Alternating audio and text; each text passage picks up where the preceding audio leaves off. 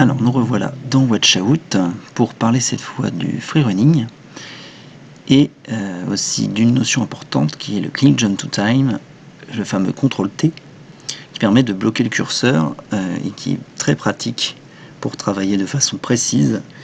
Une option malheureusement mal connue, souvent on s'arrache les cheveux pour faire quelque chose de propre, donc on va voir tout ça. Donc d'abord le freerunning, qu'est-ce que c'est?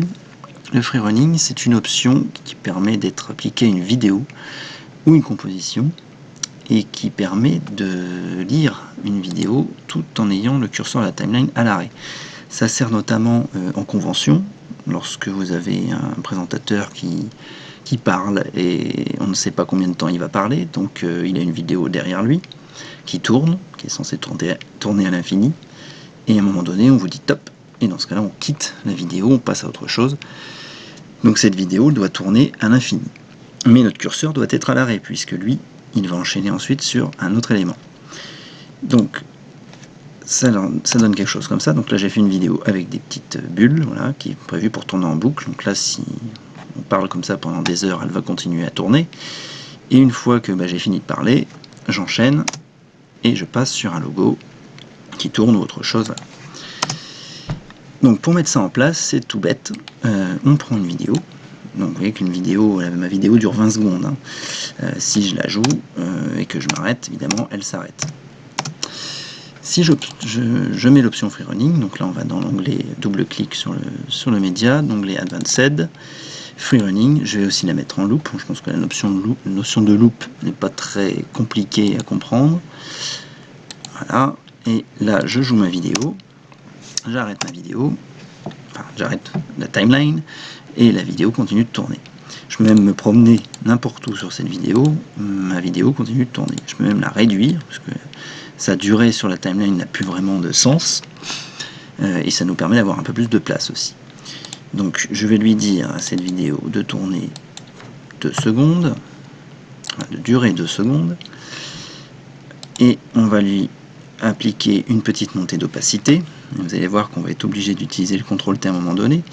Donc je vais aller dans Twin, Opacity, on va dire que voilà, elle commence à 0%. Et là je voudrais avancer d'1 seconde. Donc il y a les raccourcis clavier qui sont très pratiques pour ça, c'est CTRL-SHIFT et la molette qui permettent d'avancer voilà, d'1 seconde à partir de l'endroit où on était. Si vous faites CTRL molette, ça avance d'1 dixième de seconde.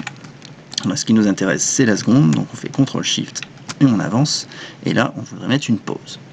Donc là je vais aller dans Timeline, Add Pause, CTRL-Q, voilà, et là il m'a mis une pause. Bon, elle n'est pas sur le bon layer, donc je vais la descendre. Et là, regardez, dès que je touche à la pause, et ben, mon curseur bouge, donc je suis plus à 1 seconde. Donc là c'est pour ça que je vous disais qu'on s'arrache les cheveux, parce que ce curseur va falloir le bloquer. Donc je recommence, vous avez vu que quand je clique sur un média ou n'importe quel cue, le curseur se met au début. Ça c'est très pratique, mais nous on va vouloir bloquer le curseur à un moment donné. Donc c'est ce qu'on va faire tout de suite. Timeline, click jump to time, voilà. Donc si je décoche cette option, ou le fameux CTRL-T, prenez l'habitude de faire CTRL-T, ça va beaucoup plus vite. Si j'avance d'1 seconde, CTRL-SHIFT molette, et que je prends ma pause, déjà là je peux toucher à n'importe quoi. Vous avez remarqué, mon curseur lui bouge pas. Il est toujours à 1 seconde du début de ma vidéo. Ça va me permettre d'y mettre ma pause. Ça va me permettre de monter mon point d'opacité à 100%, de le descendre derrière à 100%, et ensuite d'y mettre, voilà, j'avais mis un logo, voilà, qui va apparaître dans la foulée. Bon, il est peut-être un peu gros mon logo, donc on va le réduire.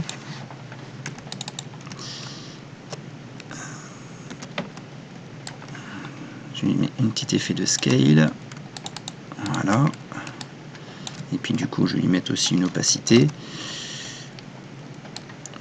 L'opacité, je vais dire qu'elle dure 1 seconde aussi, très pratique. CTRL-SHIFT, molette, tac, 1 seconde. Je prends mon point et il vient se coller sur mon curseur. Donc là c'est très pratique, mais maintenant je vais relire ma vidéo à partir du début.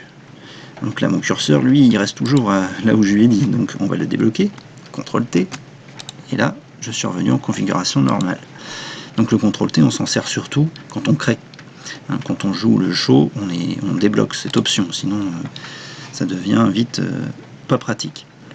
Donc là maintenant je me retrouve avec mon truc de départ, donc ma vidéo qui tourne à l'infini, ma pause, et quand je quitte, Voilà, je retrouve mon logo.